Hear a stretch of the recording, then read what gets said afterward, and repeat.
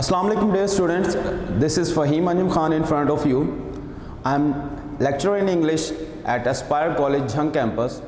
Today I am in front of you for the discussion of our previous round 6 paper of English of the second year class. So let's start it without wasting time. Student, you must have got the answer key of your MCQs in your groups. So today we shall only discuss the subjective paper.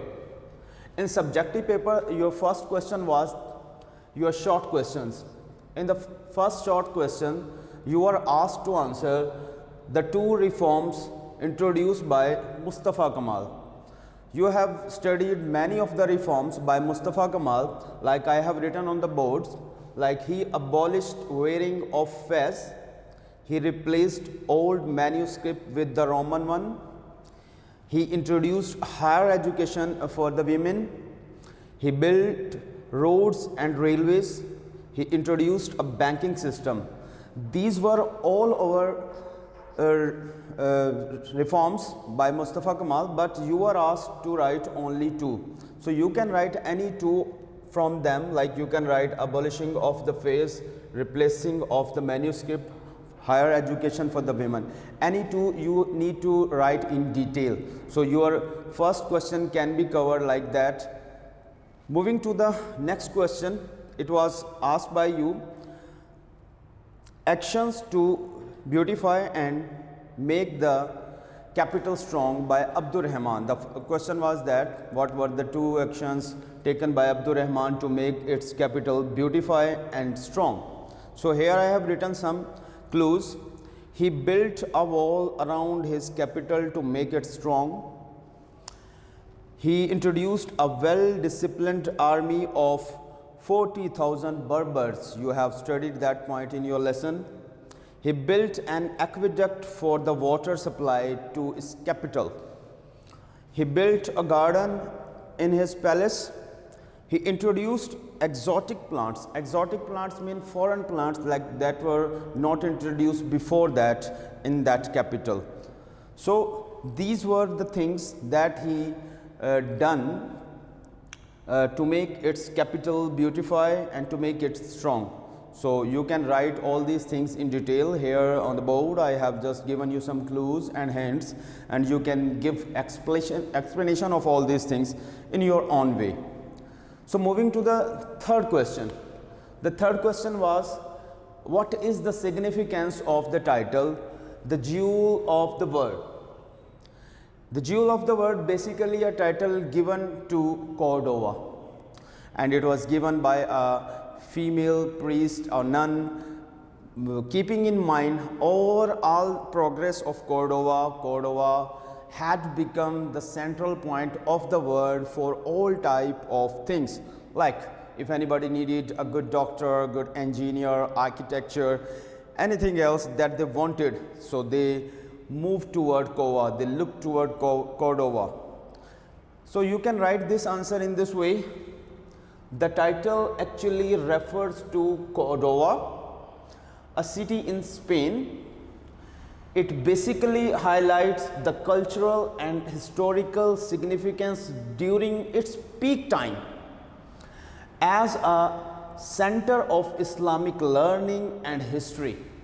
The title was given to Cordova, the city of Spain, because of its fame all over the world that it got by its good things or its actions that were taken by Cordova. Like it was famous for different kind of activities, architecture, like it was famous for engineering, doctoring, education. In all field, Cordova had got that much fame that it was given the title of the jewel of the world.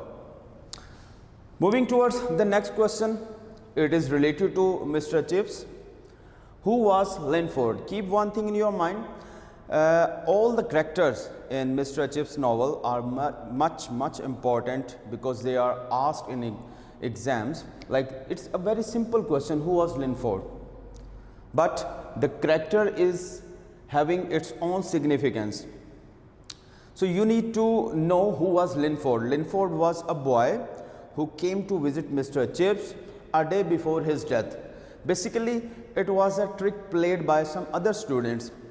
Other students wanted to make Chips fool, or they just wanted to have a joke with Mr. Chips.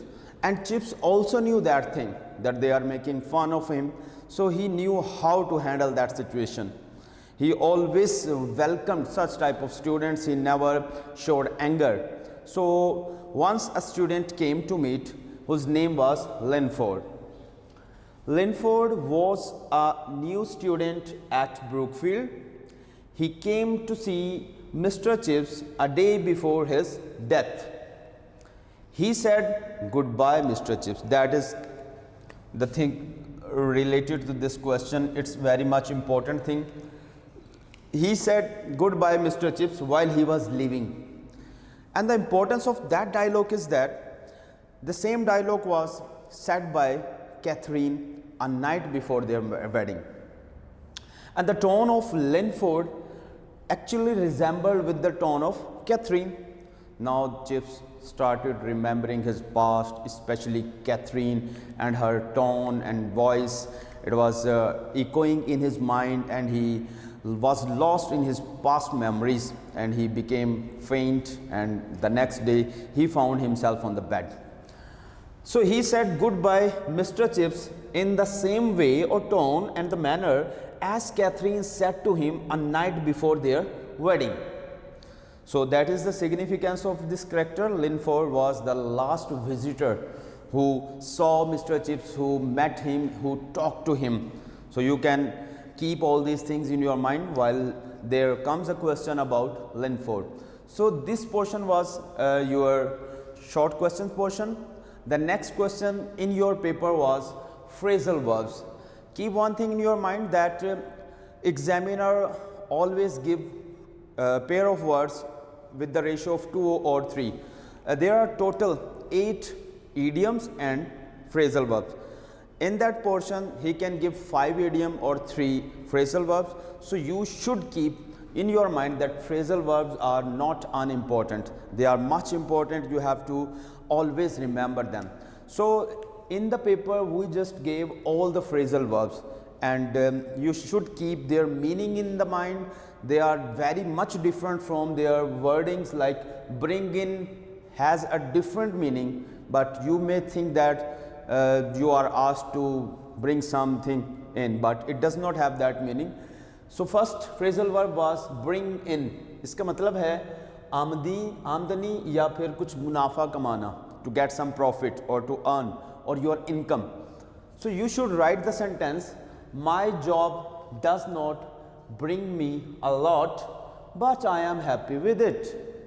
My job does not bring me a lot, but I am happy with it. Next one was break with. Break with means to disconnect, को ताल्लुक तोड़ देना आपका किसी चीज़ से, किसी आदत से, किसी शख्स से. So you should write, you should break with your bad habits. You should break with bad friends. You should break with bad relatives. In this way you can tackle that phrasal verb. The second one was carry out. Carry out means to obey someone, to carry the orders. Like अमल करना, किसी की बात पे अमल करने को carry out कहते हैं. Students should carry out teacher's order. So the word carry is missing here. Students should carry out teacher's order. Okay. Second one is call on. Call on doesn't mean to call someone on phone. It means to go to meet someone. किसी को मिलने जाना call on होता है. She called on her aunt yesterday. Unfortunately, some of the students, while I was marking paper, they just wrote call on mean to call somebody. Please call on the doctor. Please call on the police. These are totally irrelevant answers. So you should write a sentence according to the meaning. She called on her aunt yesterday. The last one is fall in with. Fall in with means to agree with someone, to agree with someone's point of view. किसी से मुत्तफिक होना. I cannot fall in with her ideas. मैं उसके ideas से इत्तफाक नहीं करता. So again I would like to say that keep the meaning of the phrasal verbs while you are making sentences, because they are totally opposite to your expectation and your ideas. Moving to the next question of the paper, that was your translation from Urdu to English. There was a passage about mobile phone, and you just know the sentence structure, the vocabulary and the grammatical terms that are used, so you can translate your own passage or paragraph. It's better to translate in your own word rather than cramming it. Okay, the first sentence was mobile phone दौरे जदीद की एक इजाद है.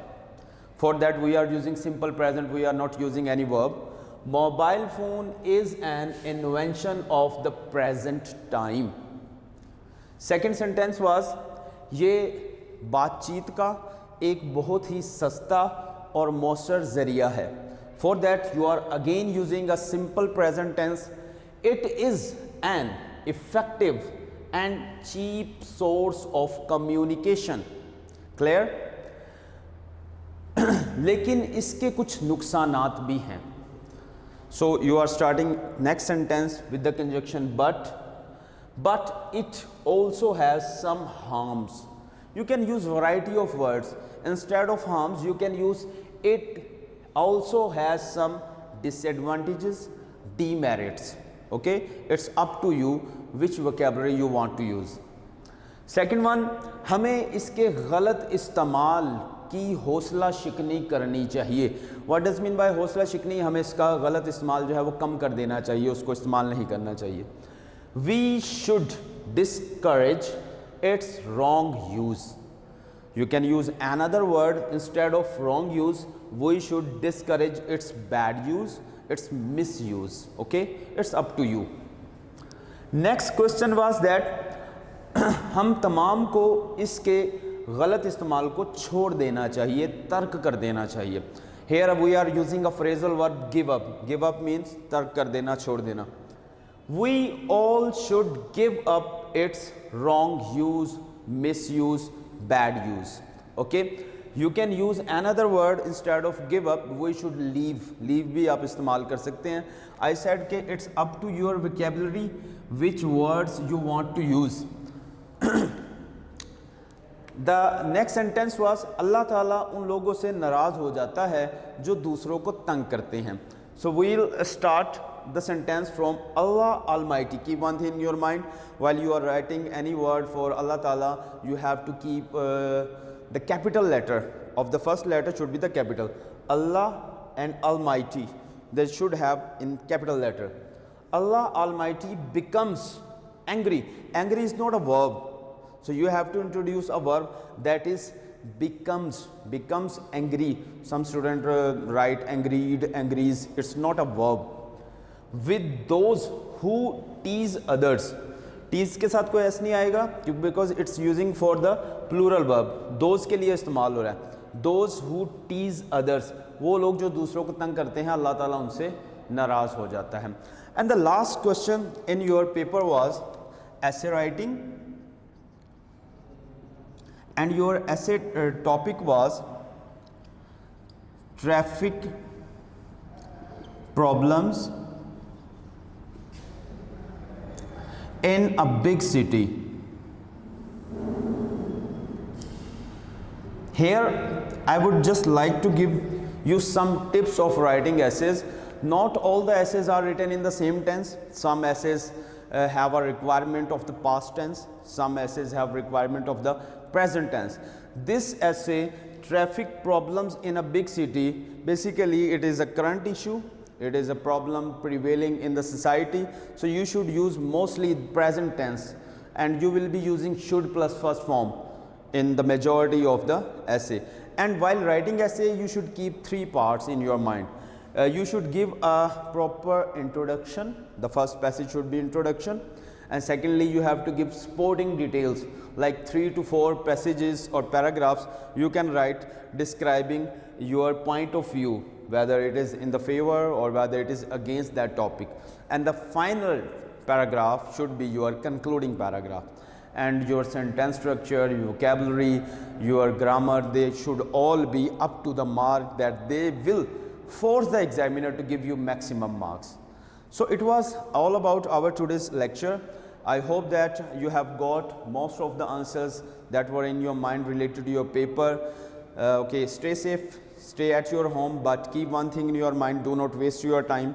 These days are very crucial. You should focus on your studies and your further future goals so that you may progress well. So I am your teacher Fahim Anjum Khan.